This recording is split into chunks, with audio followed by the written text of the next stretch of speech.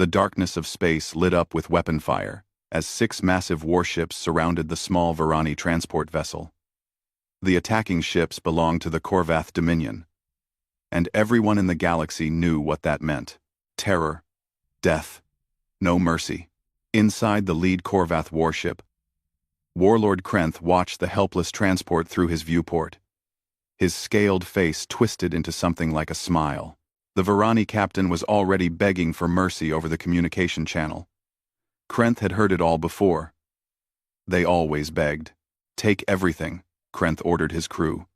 Leave nothing but wreckage. His warriors moved quickly. They had done this hundreds of times. The Korvath Dominion had been raiding ships for 30 years now, and no one could stop them. Not anymore. The Varani transport tried to run, but it was too slow. Within minutes, Korvath boarding parties were cutting through the hull. The transport's crew could only watch as their cargo holds were emptied. Medical supplies, rare metals, food shipments meant for colony worlds. All of it disappeared into Korvath cargo bays. When they were done, Krenth gave the order. His ships fired, and the Varani transport exploded into pieces. There would be no witnesses. There never were. Krenth leaned back in his command chair. Another successful raid. Another reminder to the galaxy that the Korvath were not to be challenged. His fortress, the Iron Maw, was waiting for them at the edge of the Terminus Nebula. It was a massive station, larger than most cities, armed with weapons that could destroy entire fleets. In 30 years, no one had ever breached its defenses. Send word to the Iron Maw, Krenth said. Tell them we're returning with full cargo holds. Again, his second officer nodded. Yes, Warlord. Should we expect any pursuit?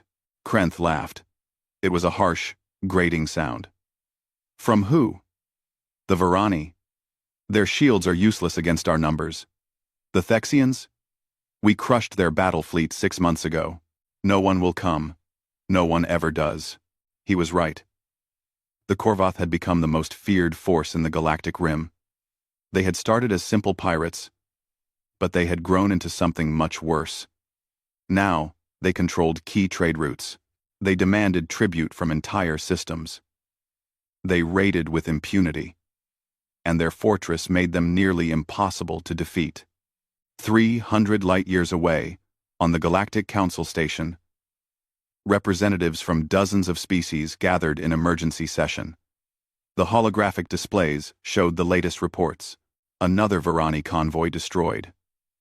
17 civilian vessels lost this month alone. 243 dead. Ambassador Theron of the Varani stood before the council, his tentacles trembling with emotion. How many more must die? The Korvath grow bolder every day. They're no longer just raiders. They're becoming an empire built on terror. We've tried, said Council Leader Vexar, a tall insectoid being who had led the council for 20 years. 3 separate coalitions have attempted to assault the Iron Maw. All have failed. 1.1. 1.1. Then we try again, Theron insisted. With what forces? This came from General Thexos, whose own fleet had been decimated in the last attempt. The Korvath have over 300 warships now. Their fortress has shield generators that could withstand a supernova. Their sensor arrays detect any approaching fleet days before arrival. We cannot surprise them. We cannot overpower them. A Lasari representative spoke up, her voice soft but bitter. We attempted infiltration, stealth ships, sabotage teams. The Korvath detected every attempt. Krenth seems to anticipate every strategy we devise. Silence fell over the council chamber. It was the silence of defeat, of hopelessness. There must be something, Theron said quietly. Vexar's mandibles clicked together slowly. If anyone has suggestions, this council welcomes them. But I fear we are facing an enemy that has learned from every victory. They adapt. They grow stronger. In the back of the chamber, a minor representative made a notation. She was from Earth, a planet that had joined the galactic community only 15 years ago. The humans were still new to interstellar politics. They mostly kept to themselves, running merchant vessels and research ships. They had been present at council meetings, but rarely spoke on military matters. The human representative, Ambassador Chen, watched the proceedings with careful attention. She said nothing. Humans were still learning how the galaxy worked, but she listened to every word. Back in Korvath space, Warlord Krenth's fleet returned to the Iron Maw. The massive fortress hung in space like a dark moon, bristling with weapons. Thousands of Korvath warriors lived within its armored halls. It was more than a military base. It was a symbol. It told the galaxy that the Korvath were untouchable. Krenth walked through the fortress's command center, reviewing reports from his various raiding fleets. The operations were going well. Better than well. The Korvath were now extracting tribute from 12 systems. Another 8 were negotiating surrender terms. Within a year, maybe 2, the Korvath Dominion would control a quarter of the galactic rim. Warlord, his intelligence officer, approached. We've intercepted communications from the Galactic Council. They held another emergency session. And? Nothing. They're paralyzed by fear. No new coalitions forming. No military buildups. They're accepting defeat. Krenth felt satisfaction spread through him. This was what power felt like. Complete and total dominance. The galaxy had tried to stop him and failed. Now they would learn to live under Korvath rule. What about the frontier systems? Krenth asked. Wide open, Warlord. Light defenses. Rich targets. Send raiding fleets. Hit 3 systems simultaneously. Show them that nowhere is safe. As the orders went out, Krenth returned to his private quarters. He looked at the star maps on his wall. So much of the galaxy was still unconquered, but it would be his. All of it. The Korvath would spread across the stars, and no one would dare challenge them. He had everything he needed. Numbers. Firepower. An impregnable fortress. And most importantly, he had the fear of every species in the galaxy. What Krenth didn't know, what he couldn't possibly know, was that in a small solar system on the frontier, a distress signal was about to be broadcast, and that signal would reach a converted freighter called the Untouchable, captained by a human named G1 Park. The Korvath thought they were untouchable. They had crushed every enemy. They had anticipated every strategy. They had grown comfortable in their invincibility. They had never fought humans before, and that was about to change everything. The cargo ship, Indomitable, wasn't much to look at. It was a converted freighter, 30 years old, with patches welded over patches on its hull. But Captain G1 Park kept the engines running smooth and the life support steady, and that was what mattered in the deep black. G1 was in the galley, drinking coffee that tasted like recycled engine coolant when the communication alert sounded. Her first officer, Min Jun, called from the bridge, "Captain, we're picking up a distress signal. Varani transport under attack. 5, no. 6 hostile vessels. Korvath signatures." G1 was already moving toward the bridge before he finished speaking. She'd been a military officer once, 10 years ago, before she left to run cargo. Some instincts never died. On the bridge, the sensor displays showed the situation clearly. A small Varani transport, probably civilian, surrounded by Korvath raiders. The raiders were already firing. The transport's shields were failing. "Distance?" G1 asked. 40 minutes at maximum speed, said Seo Yun, the pilot. The crew looked at G1. All 12 of them knew what this meant. The Korvath didn't take prisoners. If someone didn't help, everyone on that transport would die. "Captain," Minjun said carefully, "we're not equipped for combat. We have 1 railgun and basic shields. Those raiders will tear us apart." "I know. There's 6 of them.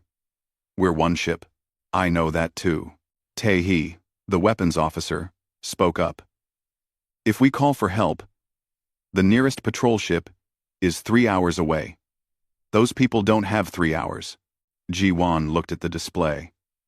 She thought about all the reasons not to go. They were outgunned. Outnumbered. This wasn't their fight. They were just a cargo ship. They could report it, let the proper authorities handle it, and no one would blame them. She thought about all of that for exactly 10 seconds. Set course for the distress signal, Ji-won said. Maximum speed. Min-jun smiled slightly. As the Indomitable's engines pushed toward maximum, Ji-won studied the tactical display. 6 raiders against 1 cargo ship. The math was bad. But math wasn't everything. Tae-hee, what's the environment like around that transport? The weapons officer checked his sensors. They're near the edge of the Terminus Nebula. Lots of magnetic interference. Sensor range is limited. Good, Seo-yun. Can you navigate through the nebula? The pilot grinned. I can navigate through anything, Captain. Then we're going to use that nebula. Min-jun, prepare the electronic warfare suite. Every jamming device we have, I want it ready. Her crew worked quickly. They'd been together for 5 years. They knew how Ji-won thought. More importantly, they trusted her. 38 minutes later, the Indomitable dropped out of faster-than-light travel at the edge of the nebula. The Varani transport was still there. Barely. Its shields were down. 2 of the Korvath raiders had docked with it. The others circled like predators. The lead Korvath ship immediately hailed the Indomitable. The face that appeared on the screen was reptilian, covered in green scales, with eyes that held no mercy. Unknown vessel, leave this area immediately. This is Korvath business. Ji-won smiled. It wasn't a friendly smile. This is Captain Ji-won Park of the human vessel Indomitable. You're attacking a civilian transport. Stand down. The Korvath commander laughed. Human? I've heard of your species. Merchants and scientists? Barely worth noticing. You have 1 small ship. We have 5. Leave now, or we'll add your wreckage to theirs. Last warning, Ji-won said. Stand down. Or what? Ji-won cut the communication. Seo-yun. Take us into the nebula. Tae-hee. Active jamming. Everything we have. Min-jun. Route all power to engines and electronic warfare. The Indomitable dove into the thick nebula clouds. The magnetic interference was intense. On the Korvath ships, targeting systems began to fail. Sensors went haywire. Communication between ships became difficult. The Korvath commander ordered his ships to pursue. He was angry now. How dare this insignificant cargo ship challenge them?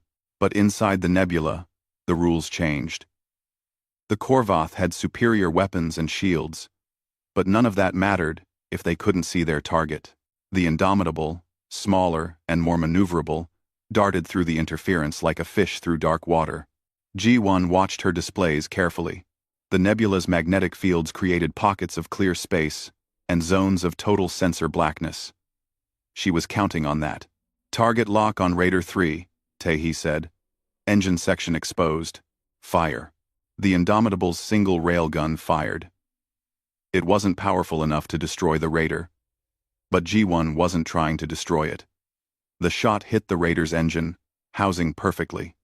The engine didn't explode. It just stopped working. The Raider went dark, drifting. 1 down, Ji-won said. The Korvath ships spread out, trying to surround the Indomitable, but they couldn't coordinate properly. Their communication was jammed. Their sensors were blind. They started firing wildly into the nebula, hoping to hit something. Ji-won used their panic against them. She had Seo-yun fly the Indomitable along the edge of a particularly dense magnetic field. When 2 Korvath raiders came too close, trying to bracket them, Ji-won activated a probe. The probe's signal made it look like the Indomitable was in a different position. Both Korvath ships fired at the fake signal.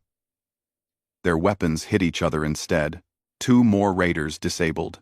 The remaining 2 Korvath ships pulled back, regrouping. Their commander was no longer laughing. He was learning a hard lesson.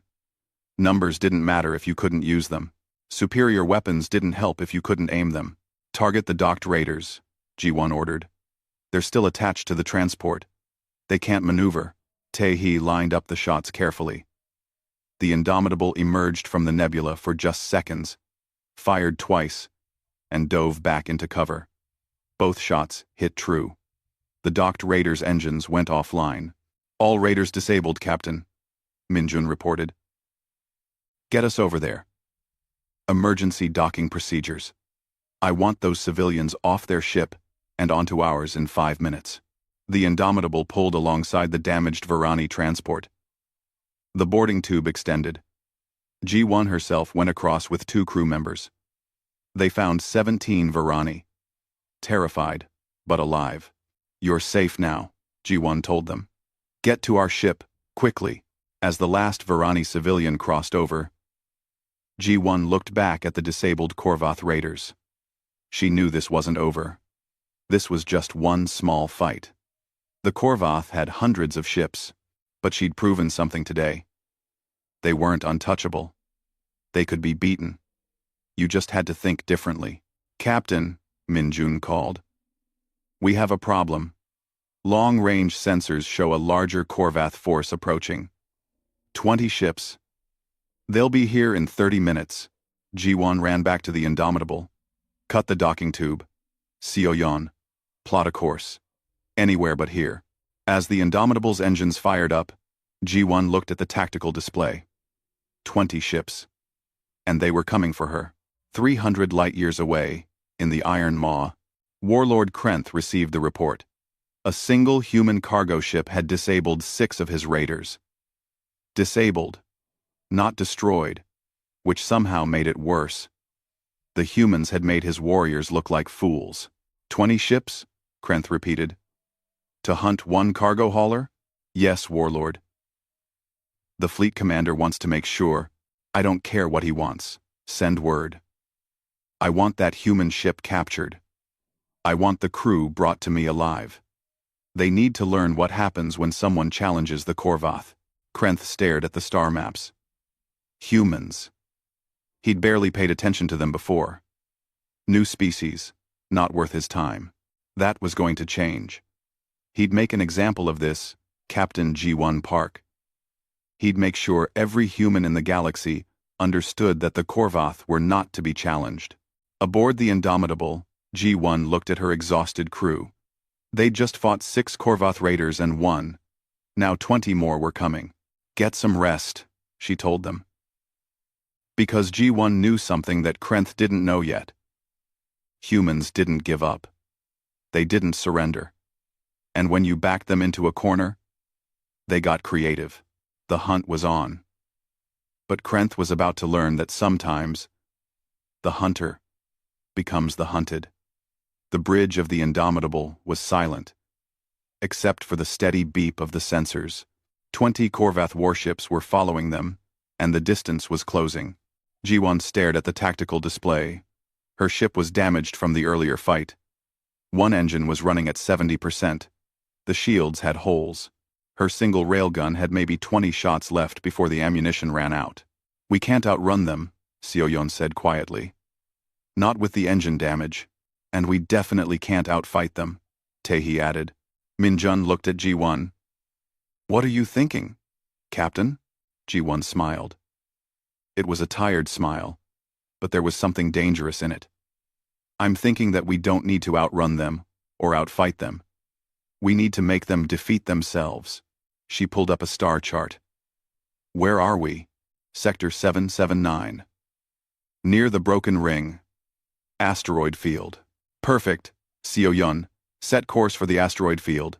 Maximum speed. Captain, that field is a graveyard.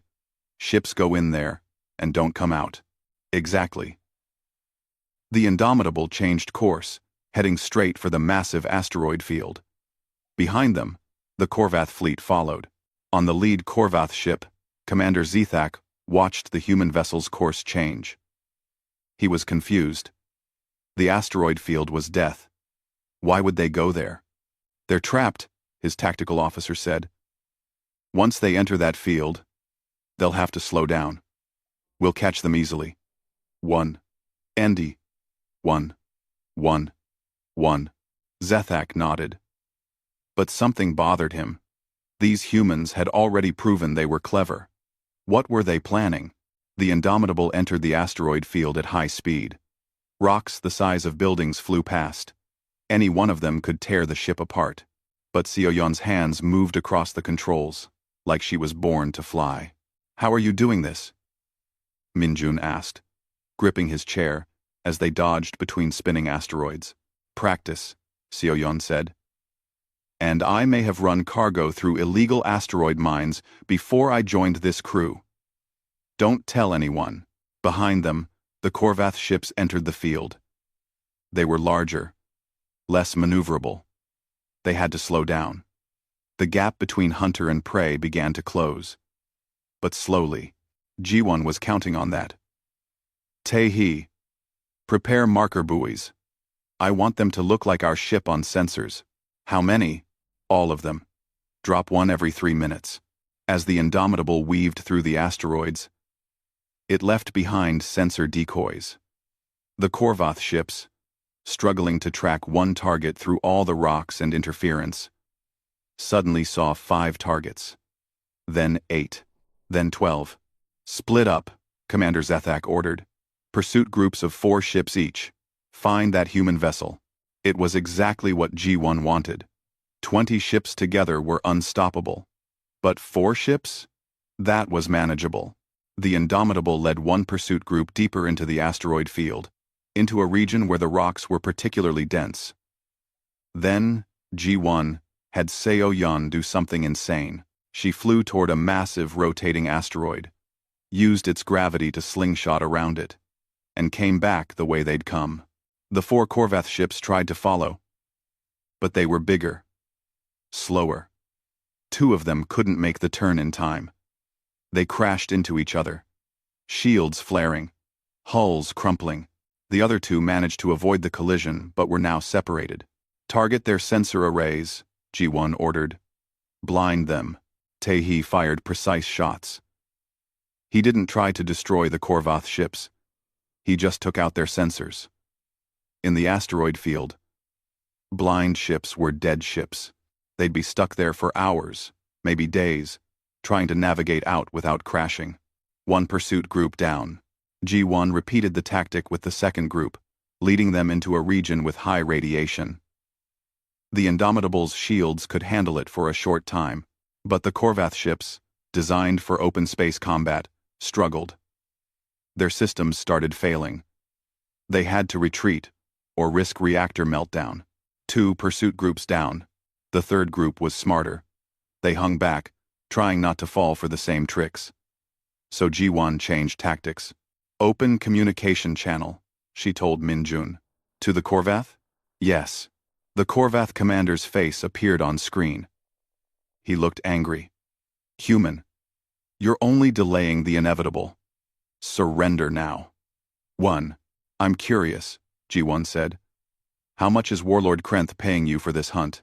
"What? I mean, you've already lost half your fleet chasing one cargo ship." "That's embarrassing. When you get back to the Iron Maw, do you think Krenth will reward you? Or will he punish you for failing?" And the commander's face darkened. "We haven't failed. We'll catch you. Will you?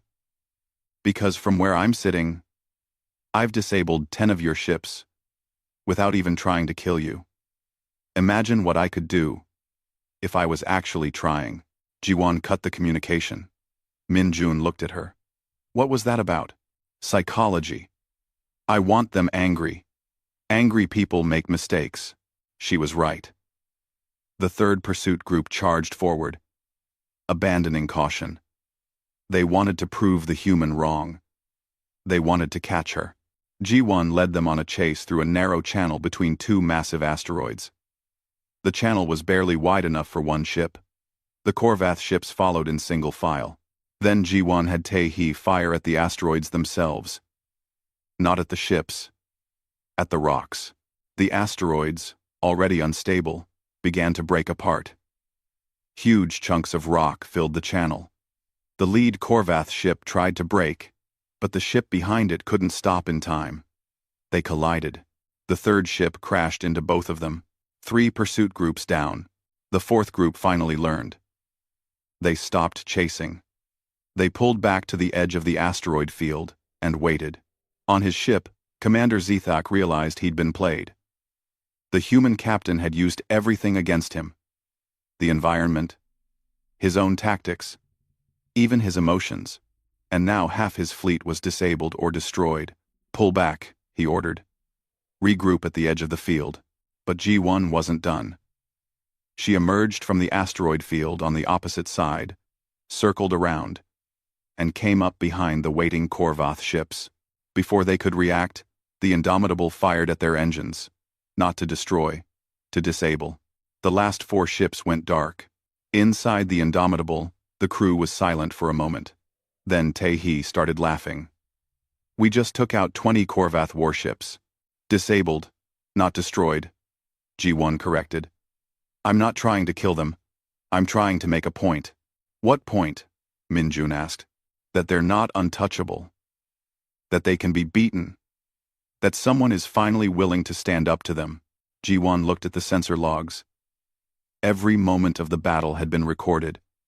Every Korvath tactic. Every weakness in their ships. Every mistake their commanders made. Minjun, compile all this data. Everything we've learned about Korvath tactics, ship designs, and psychology. I want a complete tactical analysis. What are you going to do with it? Send it home. To Earth. To our military command. If I can figure out how to beat the Korvath, so can they. In the Iron Maw, Warlord Krenth received Commander Zethak's report. He listened in silence, as his commander explained how one human cargo ship had disabled 20 Korvath warships. When the report ended, Krenth's hands gripped his chair so tightly the metal bent. One ship, he said quietly. One human ship. His officers stood nervously. They'd never seen Krenth this angry. Send word to all raiding fleets, Krenth said. I want this human captain found. I want every ship we have searching for the Indomitable. And when we find them, I will personally kill every human aboard. He stood up, pacing. These humans think they're clever. They think they can challenge us. We'll teach them what happens to those who defy the Korvath. Krenth looked at his star maps. He'd spent 30 years building his empire. No one had ever stood against him and survived. These humans were just the latest species that needed to learn fear. Prepare my flagship, Krenth ordered. I'll hunt them myself. With 40 ships. The humans will learn they made a mistake when they decided to fight us. Aboard the Indomitable, alarms suddenly blared. Long-range sensors showed a massive Korvath fleet approaching. 40 ships, led by a dreadnought that was 3 times the size of anything G1 had seen before. That's Krenth's flagship, Minjun said, checking the database. G1 looked at her exhausted crew. Her damaged ship.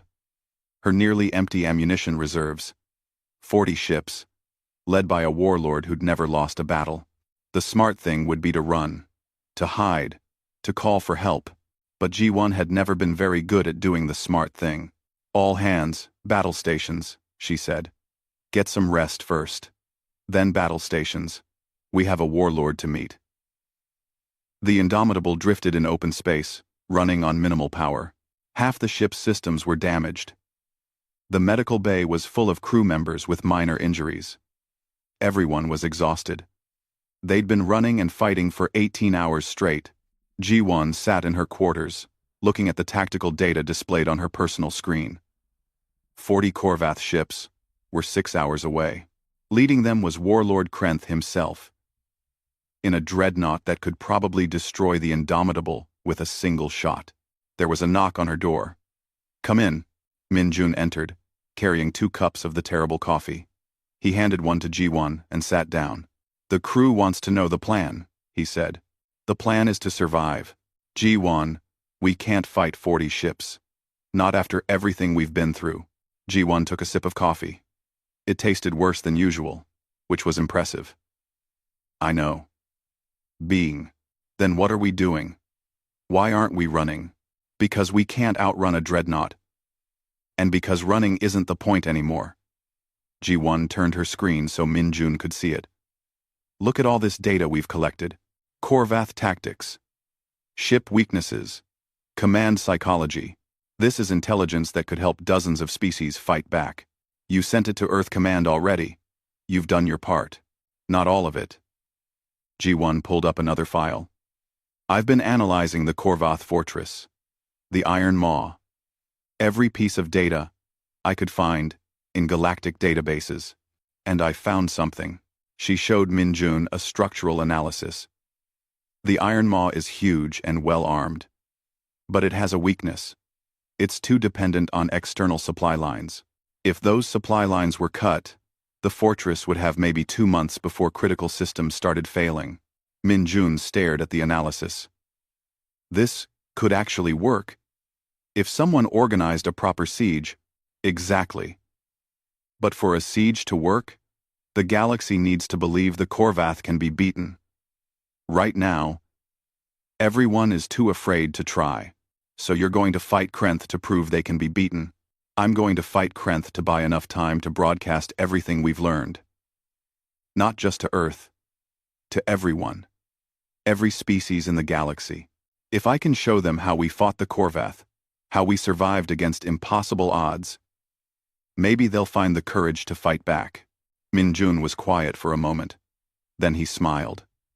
That's either brilliant or insane. Probably both. Minjun stood up. I'll tell the crew. They'll want to help. Tell them they don't have to. Anyone who wants to can take an escape pod. G1. We've been flying together for 5 years. Do you really think any of us would abandon you now? After Minjun left, G1 returned to the bridge. Her crew was already there, working. Seo Yun was running diagnostics on the engines. Tae-hee was checking what little ammunition they had left. Others were repairing damaged systems, rerouting power, doing everything possible to keep the ship functional. They knew what was coming. They'd chosen to stay anyway. 6 hours later, the Korvath fleet arrived. 40 warships dropped out of faster-than-light travel in a massive formation. At the center was Krenth's dreadnought, a ship so large it had its own gravity. The communication came immediately. Krenth's face filled the main screen. He looked exactly like G1 expected. Scales. Sharp teeth. Eyes full of controlled rage. "Human captain," Krenth said. "You've caused me considerable trouble." "Warlord Krenth," G1 replied. Krenth's eyes narrowed. "I came to make an example of you. Surrender now, and your crew will die quickly. Resist, and I'll make their deaths last days." "Interesting offer. Here's mine. Leave now, go back to your fortress, and I won't add you to the list of Korvath commanders I've embarrassed this week." Behind her, Minjun whispered. "Are you trying to make him angrier?" "Yes," G1 whispered back. Krenth's expression changed. For a moment, he looked genuinely shocked. Then he started laughing. It was a cold, cruel sound. "You have courage, human. Foolish courage, but courage nonetheless. I'll enjoy breaking you." "One question before we start," G1 said. "How does it feel? Spending 30 years building an empire, only to have one cargo ship prove you're not invincible?" Krenth stopped laughing. "Kill them. All weapons. Leave nothing but atoms." The communication cut off. 40 Korvath ships began to spread out, surrounding the Indomitable. Seo Yun. Prepare for evasive maneuvers. Tae-hee. Fire at will. Minjun. Broadcast everything. Every frequency. Every channel. I want the entire galaxy to see this. See what, Captain? See one human ship refusing to surrender to a bully. The broadcast went out. On dozens of worlds, hundreds of stations, thousands of ships. The transmission was received. It showed the Indomitable, tiny and damaged, surrounded by 40 Korvath warships. And then it showed something else. It showed every tactical analysis G1 had compiled. Every weakness in Korvath ships. Every mistake their commanders made. The structural flaws in the Iron Maw. Everything. The Korvath fleet opened fire. Space lit up with weapons fire. The Indomitable's shields, already weak, began to fail immediately. "Return fire," G1 ordered. Tae-hee worked like a man possessed. Every shot had to count. The Indomitable's single railgun fired again and again. Most shots were blocked by Korvath shields, but some got through, hitting sensors, weapons, engines. Seo-yun flew like she'd never flown before. She made the damaged, Indomitable dance between weapon beams. She used the Korvath ships themselves as cover, positioning the Indomitable so the enemy had to be careful not to hit their own vessels. Minjun kept the broadcast running. The galaxy watched as one small ship fought 40. In the engineering section, the crew worked miracles. When the main engine started to fail, they rerouted power from life support. When the shields collapsed, they used emergency hull patches to seal breaches. When weapons systems went down, they fixed them with spare parts and determination. The battle lasted 17 minutes. To the crew of the Indomitable, it felt like 17 hours. Systems failed one by one. The port engine exploded. The shields went completely offline. Hull breaches appeared across 3 decks. Tae-hee fired the last railgun shot. Then the weapon system went dark. "That's it, Captain. We're out of ammunition." "Then we use what we have left."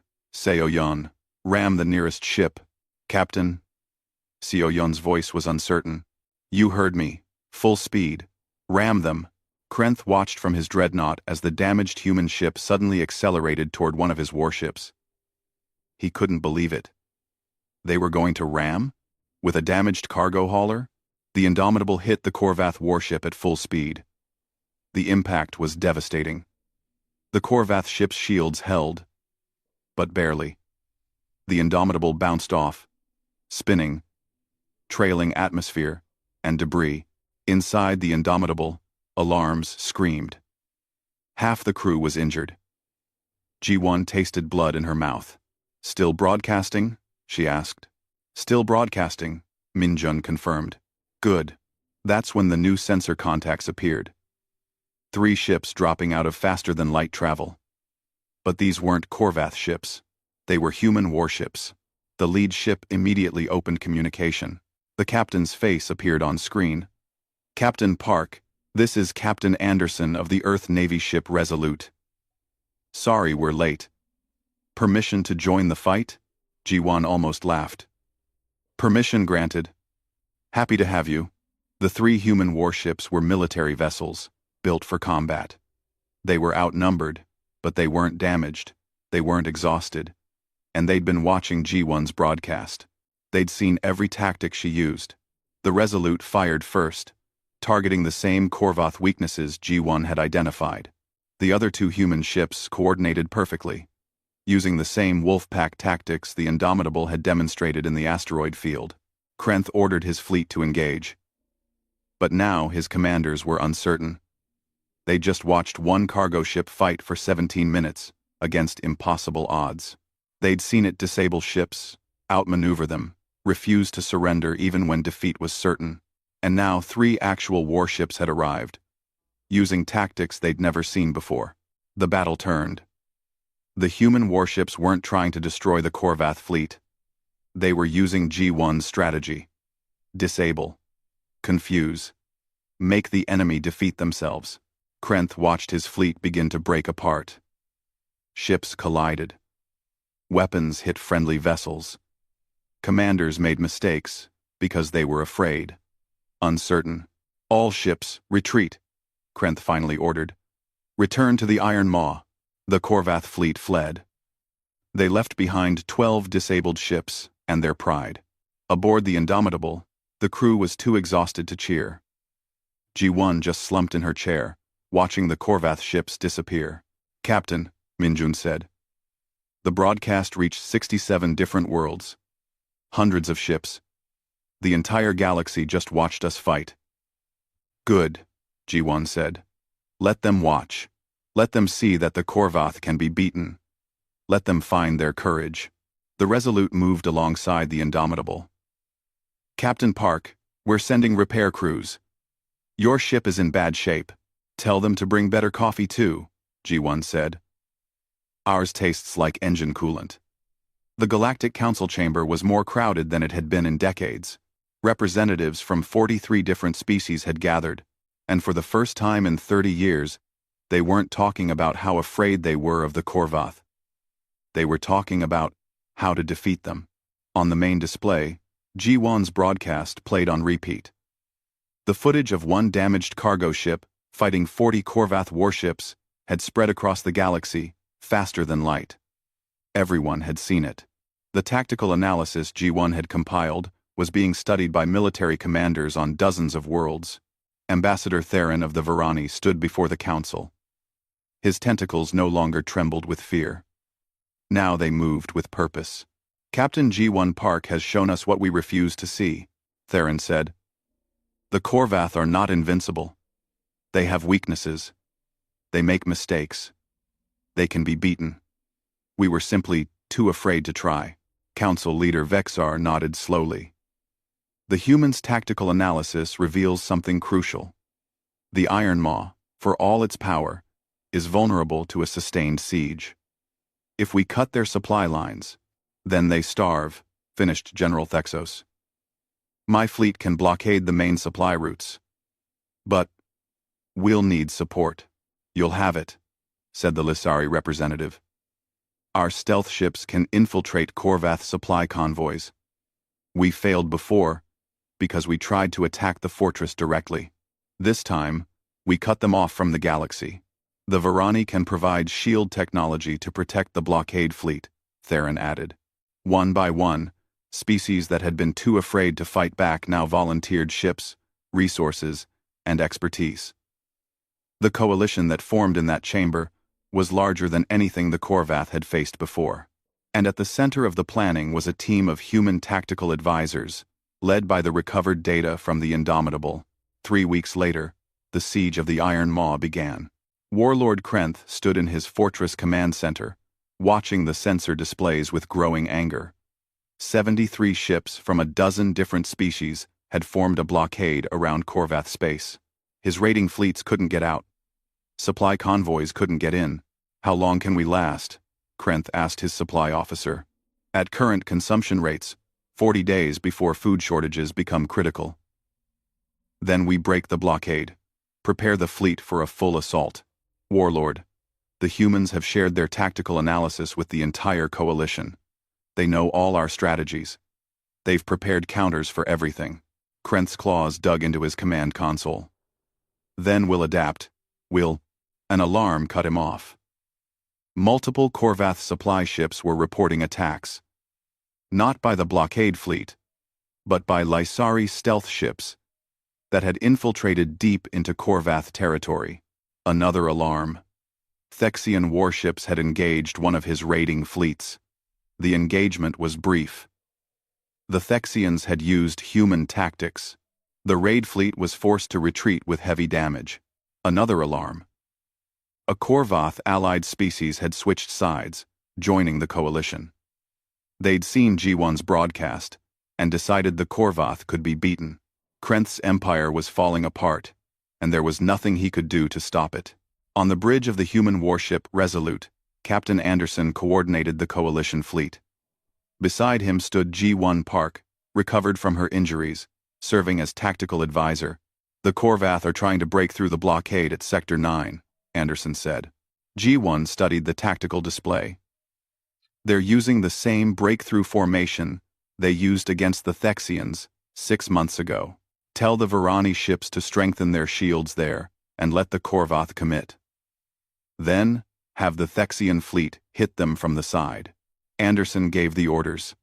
The Korvath breakthrough attempt failed. They lost 3 more ships. They're not adapting, G1 observed. Krenth has spent 30 years winning the same way. He doesn't know how to change. And you do? G1 smiled. Humans are good at change. We've had to be. The siege continued for 43 days. The Korvath made 7 attempts to break through. All failed. Their supply situation became desperate. Ships started running low on fuel. The fortress's power systems began operating on emergency reserves. Finally, Krenth did something unexpected.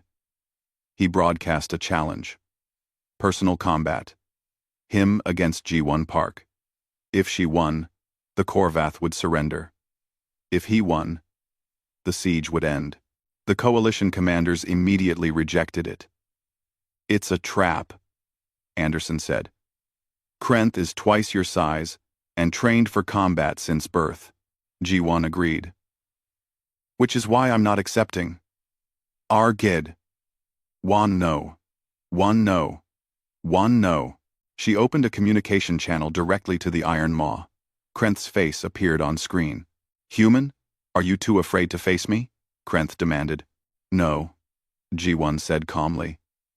"I'm too smart to fall for obvious manipulation. You want me to fight you because you think you can win. Because in your mind, everything comes down to personal strength and honor and glory. And in your mind, what does it come down to? Justice. You've spent 30 years terrorizing innocent people, raiding civilian convoys, killing thousands. And you think you can wash all that away with a single fight? That's not how this works. Then, how does it work, human? You surrender. You face trial for your crimes on every world you've victimized. Your warriors lay down their weapons. And the people you've hurt get to see justice done. That's how it works." Krenth's face twisted with rage. "Never. The Korvath do not surrender. Then the Korvath will starve in their fortress. Your choice." G1 cut the communication. 2 weeks later, the Iron Maw's power systems began failing. Life support became intermittent. Food riots broke out in the lower sections of the fortress. Korvath warriors, who had always been fed on the spoils of their raids, were now starving. Krenth's second-in-command came to him with a proposal. "Warlord, the warriors are suffering. We should consider. Surrender? Never. Then they'll mutiny. They're already talking about it. Some want to take escape pods and flee. Others want to negotiate with the coalition themselves." Krenth realized the truth. His empire wasn't being defeated by superior firepower or better tactics. It was being defeated by time, by patience, by a siege that slowly strangled the life from his fortress. The humans had done this. That one cargo ship captain had shown the galaxy how to beat him. And now everything he'd built was crumbling. On the 57th day of the siege, the Iron Maw's main reactor went into emergency shutdown. The fortress went dark. Life support would last maybe 12 more hours. Krenth sat in his command center, lit only by emergency lights, and finally accepted reality. He'd lost. The transmission went out to the coalition fleet. The Korvath were surrendering. 12 hours later, coalition troops boarded the Iron Maw. They found thousands of Korvath warriors, weak from hunger, offering no resistance. They found storage rooms full of stolen goods from dozens of species. They found evidence of crimes that would take years to properly document. And they found Krenth, sitting in his command chair, staring at nothing. G1 was part of the boarding party. She stood in front of the warlord, who had terrorized the galaxy for 30 years. "You've won," Krenth said bitterly. "I hope you're proud." "I'm not proud," G1 said. "I'm relieved. Relieved that no more innocent people will die because of you. You've destroyed everything I built. You built an empire on fear and suffering. It deserved to be destroyed." Krenth was taken away in restraints. He would stand trial on 17 different worlds. The process would take years. But it would happen. 3 months later, the Galactic Council held a ceremony. G1 and her crew were invited. So were representatives from all the species that had joined the coalition. Council leader Vexar stood before the assembly. "We gather today to honor those who showed us that courage is not the absence of fear, but the willingness to act despite it." Captain G1 Park and the crew of the Indomitable faced impossible odds and refused to surrender. In doing so, they inspired an entire galaxy to find its own courage. Vexar turned to G1. "The Council offers you a position as Fleet Admiral. Your tactical expertise could help us prevent future threats." G1 smiled and shook her head. "Thank you. But no. I'm a cargo captain. I run freight. That's what I'm good at. But you've proven yourself as a military commander.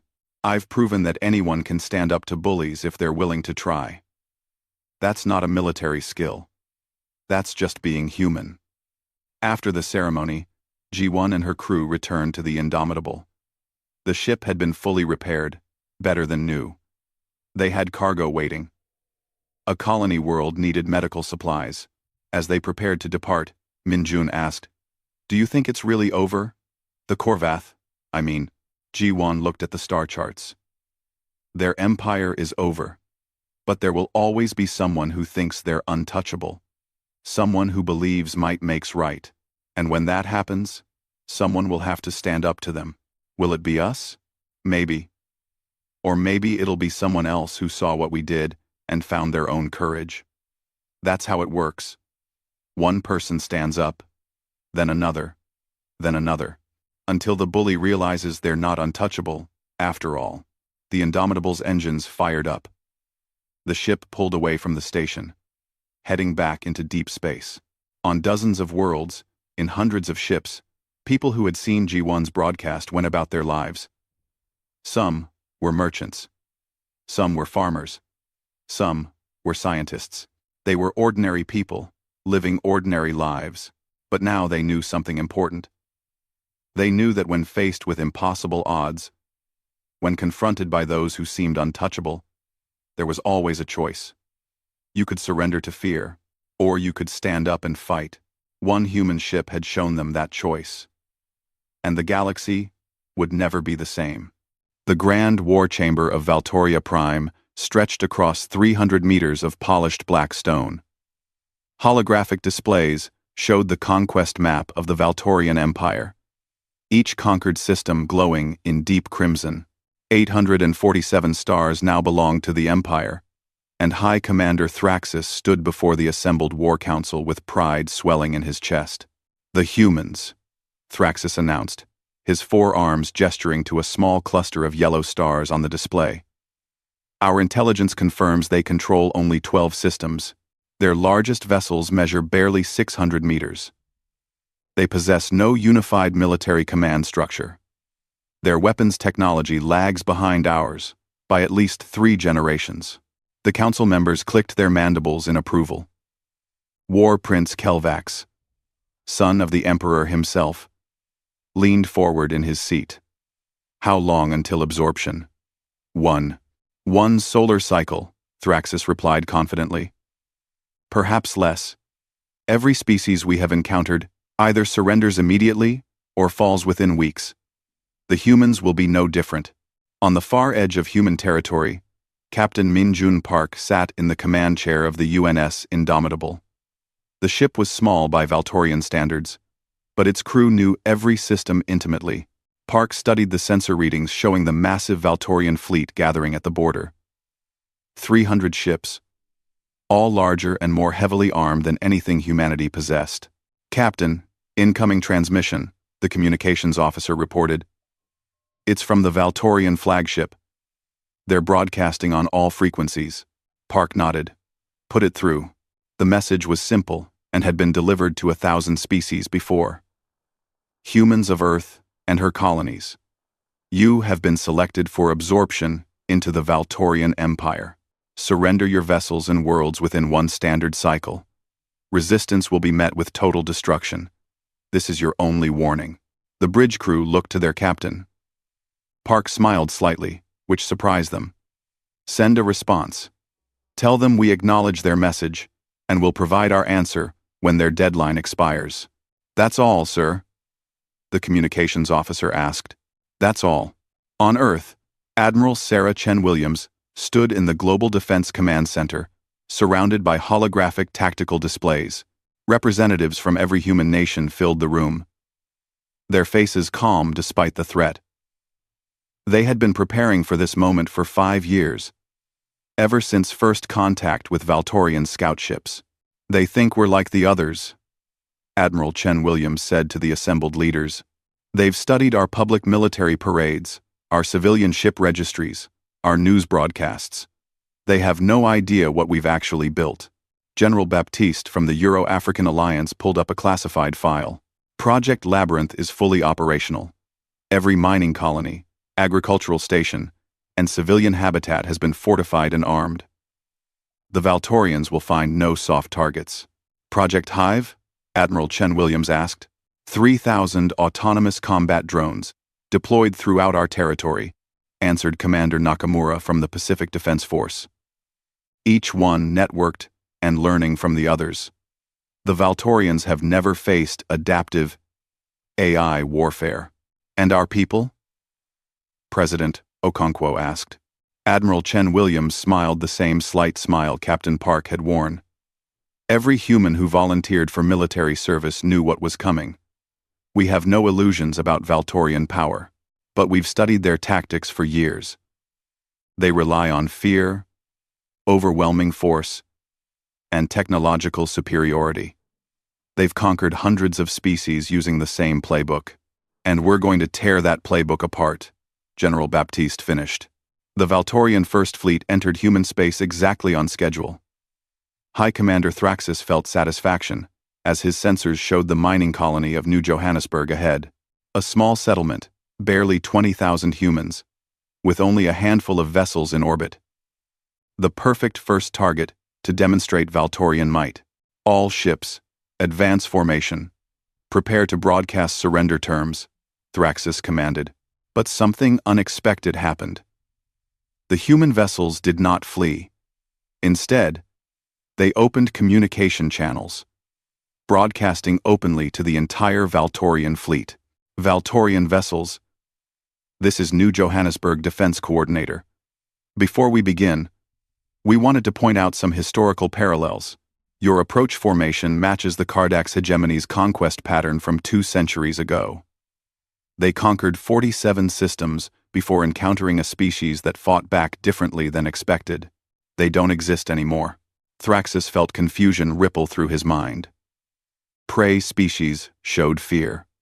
They begged, they fled, they surrendered. They did not lecture their conquerors on military history. This is your final warning, Thraxus broadcast back. Surrender or be destroyed. We understand, the human coordinator replied. We formally request you provide a written declaration of war, according to Galactic Convention 7. We also offer you 24 hours to reconsider this action and withdraw peacefully. The Valtorian officers on the bridge looked at each other. One junior officer's translator must have malfunctioned. The humans were offering the Valtorians a chance to withdraw? Thraxus felt anger building. We do not withdraw. We do not reconsider. You have 1 hour to evacuate your colony before we reduce it to debris. Understood, the human replied calmly. Good luck, Commander Thraxus. How did they know his name? The hour passed. The Valtorian fleet advanced. Thraxus gave the order to fire on the colony's defensive platforms. The battle began exactly as every battle had begun for 300 years. Except this time, everything went wrong. The human fighters moved in patterns that made no sense. They wasted expensive missiles on feints, sacrificed unmanned vessels to draw Valtorian fire, and used the gravity wells of nearby asteroids to slingshot themselves into impossible attack vectors. One human pilot, Captain Jihei Kang, according to the intercepted communications, personally destroyed 4 Valtorian cruisers using tactics that seemed designed to waste resources. They're fighting inefficiently, one of Thraxus's officers reported. They expend 3 times the munitions necessary for each target. But somehow, the inefficient humans were winning. Valtorian ships exploded in carefully coordinated strikes. What seemed like chaos was actually precise planning. What looked like desperation was confidence. After 6 hours of battle, Thraxus gave an order he had never given before. All ships, withdraw.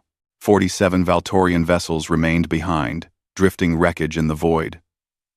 New Johannesburg still stood, its colony intact, its defenders victorious. As the First Fleet retreated, a final message reached them from the humans. Just 3 words, delivered with that same inexplicable calm. Thank you for the practice run. High Commander Thraxus reported the loss to the War Council, insisting it was a fluke, an anomaly. The council agreed.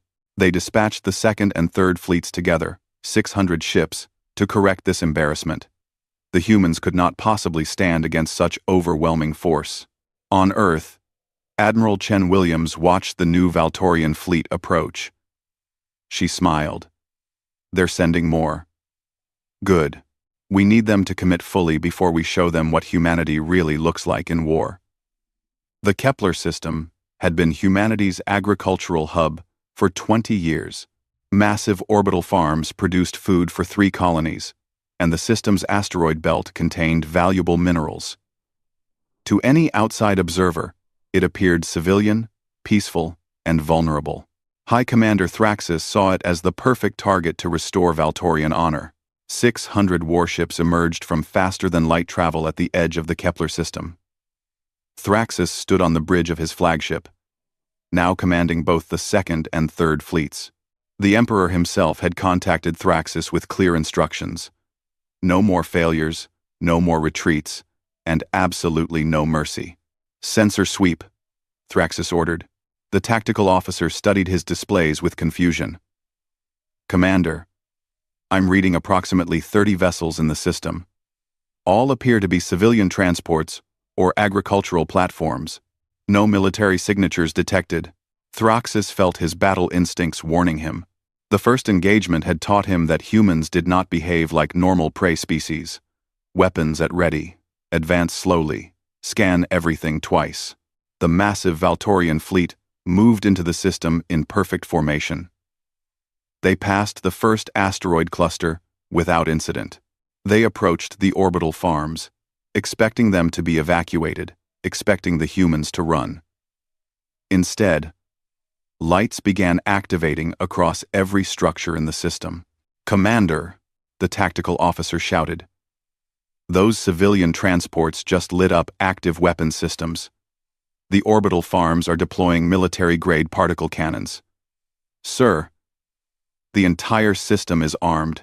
Lieutenant Commander Dae Hyun Song sat in a hidden command bunker built into one of Kepler's larger asteroids. Around him, holographic displays showed every Valtorian ship in the system. He had been waiting for this moment for 3 months, ever since Global Defense Command had ordered the militarization of Kepler's infrastructure. All stations. This is command. Execute Plan Labyrinth. Show them what home territory really means. Across the Kepler system, civilians who were not truly civilians moved to battle stations they had trained on for months. Farmers became gunners. Miners became missile coordinators. Teachers, engineers, and administrators all had secondary roles in the defense network. Every single human in the system had volunteered to stay. Knowing the Valtorians were coming, knowing the danger, the orbital farms rotated on their axes, revealing weapons that had been hidden behind agricultural sections. The civilian transports dropped their disguises, their hulls opening to release swarms of attack drones. The asteroids themselves began moving, powered by hidden engines, taking up defensive positions that had been calculated months in advance. Thraxis watched in horror as his perfect formation became surrounded. The humans had not retreated. They had fortified an entire star system and turned every piece of it into a weapon. "All ships, defensive formation. Target the nearest platforms," Thraxis commanded. But the humans were not fighting like any military force the Valtorians had ever encountered. There was no command ship to target, no formation to break. Every human unit operated independently but coordinated perfectly. When Valtorian ships focused on the orbital farms, the transports struck from behind. When they targeted the transports, drones emerged from the asteroid field. When they fired on the drones, the farms resumed their bombardment. Captain Jihei Kang piloted her fighter through a dense section of the asteroid belt, 4 other fighters following her lead. Her helmet display showed 37 Valtorian ships trying to flank the main human defensive line. They thought they had found a weakness in the human formation. They were wrong. Ghost Squadron, weapons free. Let's teach these lizards about 3-dimensional warfare. Her squadron attacked from above the orbital plane, a direction the Valtorians rarely considered. Their military doctrine assumed combat happened on a flat battlefield. Even in space, humans had no such assumption. The 5 fighters destroyed 6 Valtorian destroyers before the enemy even realized they were under attack from a new vector. On his command station, Lieutenant Commander Song watched the battle develop exactly as the simulations had predicted. The Valtorians were predictable, following their doctrine rigidly. Even when it stopped working, they kept trying to establish firing lines, kept trying to achieve superior firepower at a single point, kept treating space combat like an ancient naval battle on an ocean surface. Humans fought differently. Every rock could hide a weapon. Every civilian structure could be a fortress. Every retreat was positioning for the next strike. Space was not a flat ocean. It was a vast, 3-dimensional battlefield, and humans intended to use every centimeter of it. "Commander, the Valtorian flagship is attempting to withdraw," one of Song's officers reported. Song smiled. "Not yet. Activate the hive." See end quote. See end quote. Deep within Kepler's asteroid field, 3,000 autonomous drones received their activation signal. These were not simple weapons platforms. Each drone contained an adaptive learning system, networked to every other drone, capable of analyzing enemy tactics in real time and adjusting its behavior accordingly. They had been watching the battle for 3 hours, learning, waiting. Now, they deployed. Thraxis saw his tactical display suddenly fill with new contacts. Thousands of small craft, moving in patterns that seemed random but somehow always positioned perfectly to exploit any gap in Valtorian defenses. His weapons officers fired frantically, destroying dozens of drones. But each destroyed drone transmitted its final data to the others. The swarm learned from every loss, adapted to every tactic, became more efficient with each passing minute. "Fleet coordination is breaking down," his communications officer reported in panic. "Ships are reporting targeting system malfunctions. Fire control is acting erratically." "Impossible," Thraxis said. "Our systems are isolated and secured, but the humans had 5 years to study Valtorian technology. 5 years to find weaknesses. While the drones attacked physically, human cyber warfare teams attacked digitally. They did not try to control Valtorian ships, which would have been impossible. Instead, they introduced tiny errors in targeting calculations, small delays in communication, barely noticeable glitches that compounded into chaos. A Valtorian cruiser fired on what its sensors identified as a human transport. The shot missed by 3 meters due to a targeting error, struck a friendly destroyer instead. The destroyer's damaged reactor exploded, taking 2 more Valtorian ships with it. Across the battlefield, similar incidents multiplied. Major Seo-Yeon Choi watched from her assault transport as Valtorian ships began firing on each other, their coordination falling apart. She commanded 300 human marines, and they were about to do something the Valtorians had never imagined. "All teams, prepare for boarding action. Target those 3 cruisers. Let's show them that void warfare isn't just ship-to-ship combat." Her transport attached to a Valtorian cruiser's hull using magnetic clamps. Breaching charges blew open an airlock. The Marines poured into the ship. Weapons ready. The Valtorian crew, trained for ship operations and long-range combat, had no preparation for close-quarters battle inside their own vessels. The humans moved through corridors with brutal efficiency, capturing engineering sections and weapon controls. Within 20 minutes, 3 Valtorian cruisers flew human colors. Their weapons now turned against their former fleet. High Commander Thraxis saw his fleet crumbling. 400 ships lost. Weapons systems compromised. Coordination broken. And now humans were inside his vessels, fighting room by room. This was not war as he understood it. This was chaos, improvisation, and aggressive creativity that his rigid tactical training had no answer for. "All ships, retreat, full withdrawal," Thraxis broadcast on all frequencies. The Valtorian fleet fled the Kepler system in complete disarray. Behind them, the humans did not pursue. They had achieved their objective. Lieutenant Commander Song sent a final transmission to the retreating vessels. "Next time, Bring your emperor. We have more to show him. Across the galaxy, news networks broadcast the battle. The invincible Valtorian Empire had been defeated twice. Hundreds of subjugated species watched in amazement. The humans, a young species barely a century in space, had achieved what no one else had managed in 300 years. On Valtoria Prime, the Emperor received the casualty reports in silence. 423 ships lost. 7,000 crew dead. 3 capital ships captured. And the humans remained undefeated in their territory. The Emperor made a decision. He summoned War Prince Kelvax, his eldest son, and commander of the Imperial Guard. The humans have defeated our regular forces. They will not defeat our elite. Take 400 of our finest ships, our best warriors, our most advanced technology. Go to Earth itself and end this. War Prince Kelvax bowed. The Imperial Guard had never been defeated in 200 years of existence. They would not fail now. The humans would finally learn true fear. War Prince Kelvax stood on the bridge of the Imperial Sovereign, flagship of the Valtorian Imperial Guard. Around him, 400 of the most advanced warships ever constructed by the Empire prepared for battle. Each vessel was crewed by warriors who had trained their entire lives for combat. Each ship contained technology decades ahead of standard Valtorian military equipment.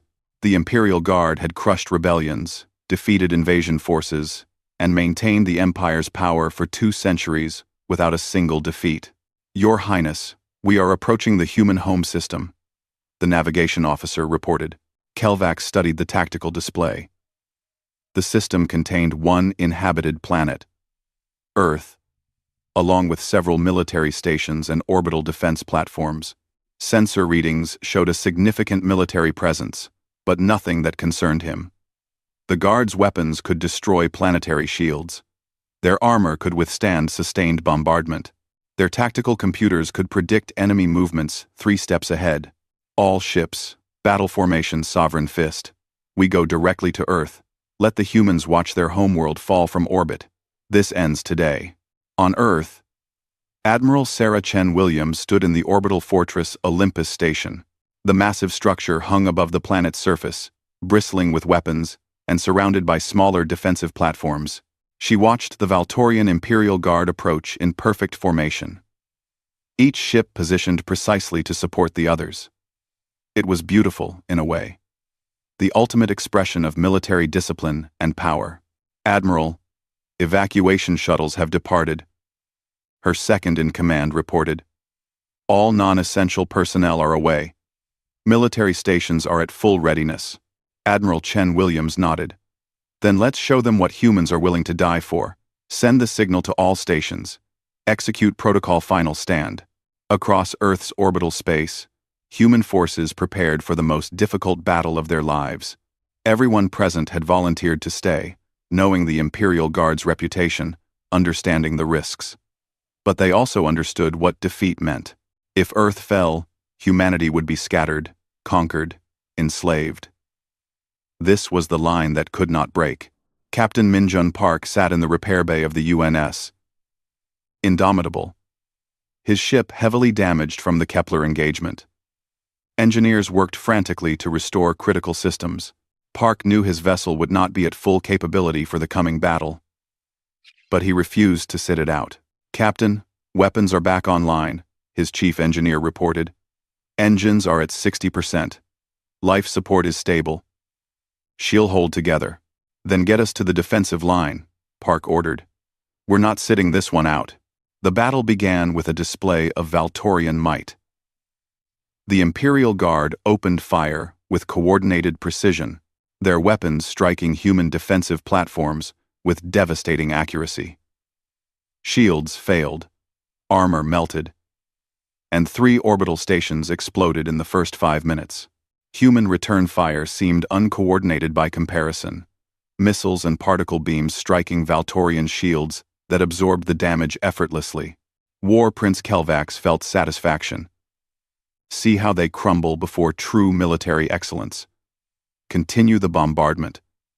Target their command station. But something unexpected happened.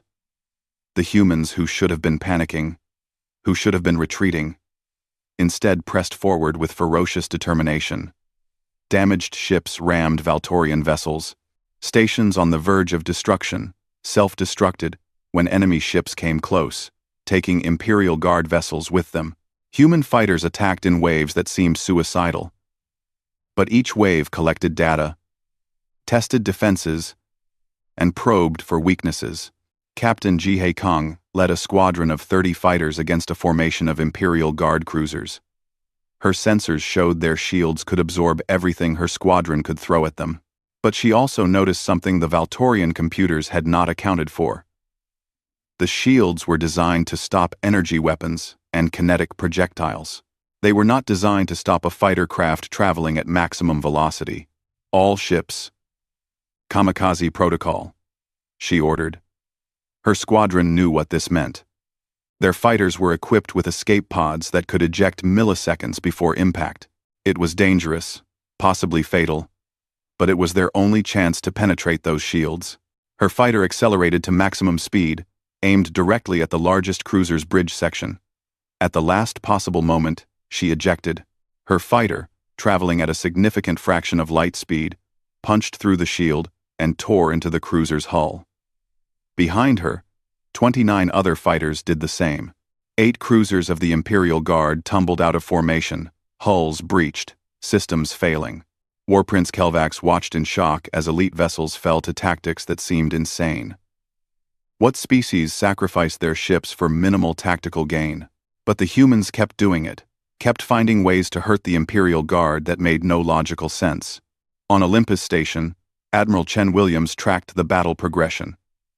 Human losses were severe, far worse than Kepler or New Johannesburg, but they were holding the line, buying time for the real weapon to activate. "Admiral, Project Evolution is ready," her tactical officer reported. Admiral Chen Williams took a deep breath. "Activate it. Let's see what 3 battles worth of data produces." Throughout Earth's defensive network, artificial intelligence systems came online. These were not simple targeting computers or tactical programs. Each AI had been observing Valtorian combat patterns since the first engagement, learning from every battle, every tactic, every ship movement. They had absorbed data from 3 major conflicts, analyzing millions of individual combat decisions. Now they understood how Valtorians thought, how they fought, what they would do before they did it. The change was immediate and terrifying for the Imperial Guard. Human weapons fire, which had seemed random and desperate, suddenly became perfectly coordinated. Every shot struck weak points in shields, every missile targeted vulnerable systems, every movement exploited gaps in Valtorian formations. The humans began fighting with a precision that exceeded the Guard's own tactical computers. War Prince Kelvax felt his certainty crumbling. "Analysis. How are they doing this? They're predicting our movements," his tactical officer replied with disbelief. "Every maneuver we make, they've already positioned to counter it. It's as if they know our tactical doctrine better than we do." They did. The human AIs had not just learned Valtorian tactics, they had mastered them completely.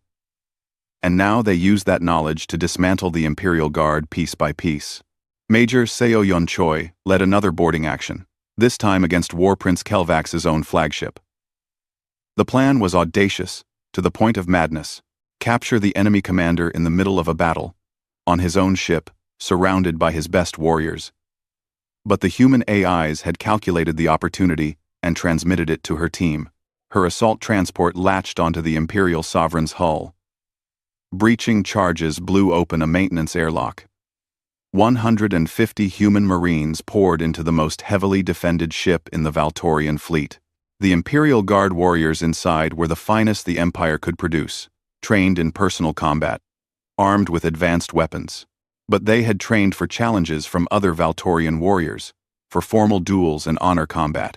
They had never faced humans who fought with brutal practicality, who used every dirty trick, every environmental advantage, every psychological pressure. Major Choi's team moved through the ship like a predatory pack. They used flash grenades, smoke, and electromagnetic pulse weapons to confuse and disorient. They sealed bulkheads behind them, vented atmosphere ahead of them, and turned the ship itself into a weapon against its crew. Within 30 minutes, they had fought their way to the command deck. War Prince Kelvax drew his ceremonial blade as humans breached his bridge. He was a warrior prince, trained since birth in combat. He would die with honor rather than surrender, but the humans did not kill him. They used stun weapons, overwhelming force, and gave him no chance to fight back. He was unconscious and being carried back to the assault transport. "Command, this is boarding Team 7. Major Choi transmitted. "Package secure. War Prince Kelvax is in custody." Across the battlefield, the effect was immediate. The Imperial Guard's command structure collapsed. Their flagship's capture broke something fundamental in their understanding of warfare. They had come to conquer Earth, confident in their invincibility. Instead, their prince was captured.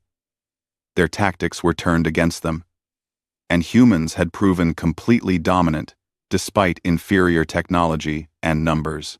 Captain Park, from his damaged bridge, watched Valtorian ships begin to retreat. His crew was exhausted, wounded, running on emergency power, but they had held the line. Earth remained free. Admiral Chen Williams broadcast on all frequencies, to the retreating Imperial Guard, to Earth below, and to the galaxy beyond. To any Valtorian forces still in this system, you have 1 hour to surrender or leave. Your war prince is our prisoner, but remains unharmed. We do not wish to kill you. We only wish to remain free. The remaining Imperial Guard ships fled. For the first time in 200 years, the elite force had been utterly defeated. The invincible warriors had been outfought, outwitted, and overpowered by a species they had dismissed as primitive. On Valtoria Prime, the Emperor received the news in silence. His son captured, his best forces destroyed, and the humans still standing, victorious. For 300 years, the Empire had conquered through strength and fear. But the humans had shown that strength could be matched, fear could be overcome, and victory was not determined by technology alone. The Emperor understood something profound in that moment. The galaxy had changed. The Valtorian Empire's age of easy conquest was over, and it had ended because humans smiled when they should have been afraid, fought when they should have surrendered, and won when they should have lost. The Galactic Council Chamber had hosted many emergency sessions over its 1,000-year history, but none quite like this. Representatives from 300 species gathered in the massive circular chamber, their holographic forms projected from worlds across the galaxy. The topic required no explanation. Everyone had watched the Valtorian-human war unfold over the past weeks. The invincible empire had been defeated by a species barely 1 century old in galactic terms. Councillor Tharn of the Velzir Collective called the session to order. The Velzir had been among the first species conquered by the Valtorians 2 centuries ago, and his voice carried the weight of hundreds of millions who had suffered under Valtorian rule. "We are here to discuss the human-Valtorian conflict and its implications for galactic peace. The humans have requested to address this council. I now grant them the floor." Admiral Sarah Chen Williams appeared via holographic projection from Earth. Beside her stood a figure that caused gasps throughout the chamber. War Prince Kelvax, the captured commander of the Imperial Guard, wearing no restraints and showing no signs of mistreatment. "Honored counselors," Admiral Chen Williams began, her voice calm and measured. "Humanity did not seek this war. We were given an ultimatum by the Valtorian Empire, to surrender or be destroyed. We chose a third option, to defend ourselves and demonstrate that conquest is not inevitable. That military might does not guarantee victory, and that even the most powerful empire can be defeated by a determined people fighting for their freedom." Many counselors nodded. They had lived under Valtorian domination for generations, always believing resistance was impossible.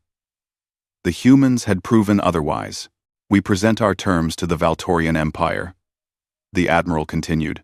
"Complete withdrawal from human space, reparations for damage caused to our colonies and stations, and a mutual defense treaty ensuring no future aggression. We also demand the release of all species currently held under forced vassalage by the Empire. The chamber erupted in shocked discussion. The humans were not asking for Valtorian territory, not demanding submission, not seeking revenge. They were asking for freedom, both for themselves and for others. But the next part of the Admiral's statement shocked the galaxy even more. Additionally, humanity hereby releases all Valtorian prisoners of war, including War Prince Kelvax, immediately and without ransom. We return them to their people, unharmed and with honor. We fought to protect ourselves, not to humiliate our enemies. War Prince Kelvax stepped forward. His presence at the council had been surprising enough, but his next words would reshape galactic politics for generations. Counselors, I am War Prince Kelvax of the Valtorian Empire. I was captured in battle, held prisoner by humanity, and I stand before you today having witnessed something I did not think possible. The humans defeated us not through brutality or deception, but through courage, innovation, and a willingness to sacrifice for something greater than themselves. They had every right to execute me, to parade me as a trophy, to use me as leverage. Instead, they treated me with respect, explained their principles, and showed me that true strength is not found in domination, but in protection. Captain Minjun Park watched the council proceedings from his quarters on the repaired UNS Indomitable. He had been invited to address the council as well, but had deferred to the Admiral. Now, monitoring the reactions of council members, he saw hope emerging on faces that had not known hope in centuries. The Velzir counselor spoke next. Admiral Chen Williams, your offer is generous beyond precedent. But many of us have suffered under Valtorian rule for so long that we lack the military capability to maintain independence, even if it were granted. What becomes of us? Admiral Chen Williams smiled. Counselor, humanity proposes the formation of a galactic defense coalition. We offer to train any species who wishes to learn defensive military tactics, to share our knowledge of asymmetric warfare, and to help establish defense networks that will make conquest too costly for any would-be empire. We do not seek to become the new power dominating the galaxy. We seek to ensure that no species can dominate others. Lieutenant Commander Daehyun Song stood in the Earth Defense Command Center, coordinating the logistics of this new proposal. The data was staggering. 47 species had already submitted formal requests to join the coalition. 17 former Valtorian client species wanted immediate military training. The galaxy was changing faster than anyone had predicted. Sir, we're receiving a message from Valtoria Prime, a communications officer reported. It's from the Emperor himself. On Valtoria Prime, the Emperor sat in his private chambers, surrounded by advisors arguing about humanity's demands. Some called for continued war, claiming the Empire's honor demanded it. Others counseled acceptance, pointing out that 3 failed military campaigns had cost them over 1,000 ships and tens of thousands of lives. The Empire was wounded, its invincibility shattered. The Emperor silenced them all with a gesture. He had made his decision. Broadcast this message to the Galactic Council, he ordered. The Valtorian Empire accepts all human terms. We withdraw from human space immediately. We will pay reparations as demanded. We grant independence to all vassal species who wish it. And we formally request to join the Galactic Defense Coalition, so that we may learn from those who defeated us. The last sentence shocked even his own advisors. Join a coalition led by the species that had humiliated the Empire? It was unprecedented, unthinkable, but the Emperor understood what his military commanders did not. The galaxy had changed, and the Empire could either change with it or become irrelevant. 6 months passed. The transformation of galactic politics proceeded faster than anyone had imagined. The Galactic Defense Coalition now included 63 species, with humanity providing tactical training and defensive doctrine. The concept was revolutionary, not to build conquering armies, but to make every system too difficult to attack, to make conquest so costly that no aggressor would attempt it. Captain Jihei Kang found herself assigned as a training instructor on the Velzir homeworld, teaching fighter tactics to pilots who had never been allowed to possess military-grade ships. She watched them practice the maneuvers that had defeated the Imperial Guard, saw their pride in mastering skills that could protect their people. Instructor Kang, one of the Velzir pilots, asked after a training session, "When the Valtorians attacked you, were you afraid?" Kang considered the question. "Yes. Fear is natural when facing a powerful enemy, but fear did not control us.